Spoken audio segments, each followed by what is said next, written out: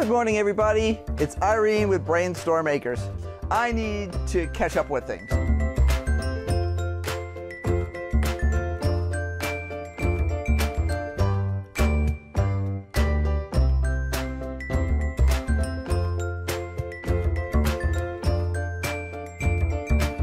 First, I'm going to get started with the radishes. This is the way we wrap up our radishes at night.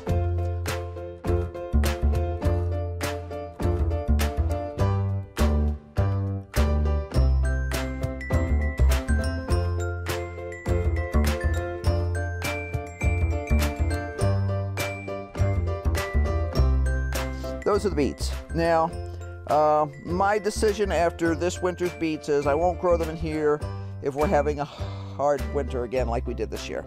They just have not been productive no matter what I've done to them. They just don't like it this intensely cold. If I had to do over again, these would not go in.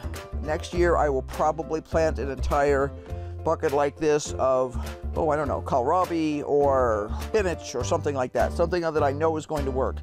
Now, spinach is a daylight sensitive vegetable, which means if I had planted spinach, say September or October, it would have started out really well, but then would have really slowed down, and that's okay. Everything slows down in the winter, including us usually. This is my spinach that did get planted. I'll have to check the date of plant on this. But I just tucked these in when I think the tomatoes were still even in here at the time. I just decided that there was way too much naked space in here. So I just tucked some spinach in back here and let her go. Now, I am going to be planting some more spinach today. Probably not in here. I'll plant in another bucket that I have because I was kind of off on my planting this year in terms of spinach. My kohlrabi is coming up really well. You can see there's a couple of different generations in here that were planted at very different times.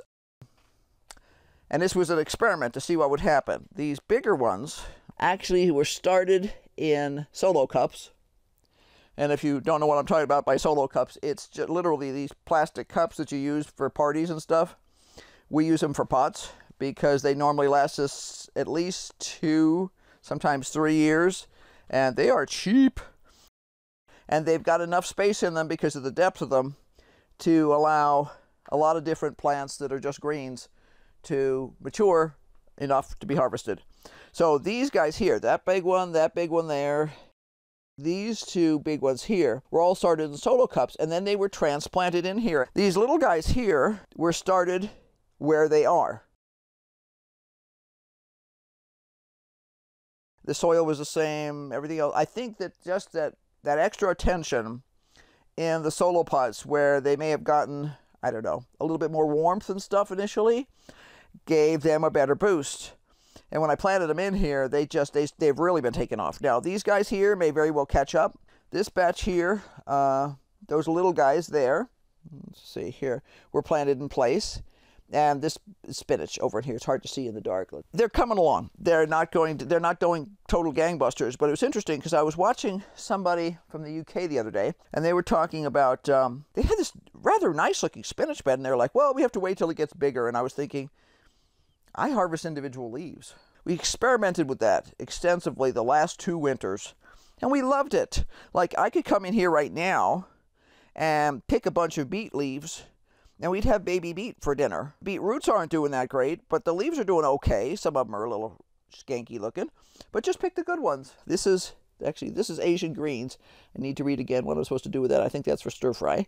So I've been thinking about doing another stir fry pretty quick. These are all Poc Choi, and they've done really well in there. I've got a couple up here that need to be harvested now. They're not getting quite as large as the ones that were grown during warmer time frames, but you know, really I'm getting something. That counts a lot. And my onions and leeks are still doing darn good for being in the bottom of some stupid little tray thing that I scraped together. So I'm happy with that.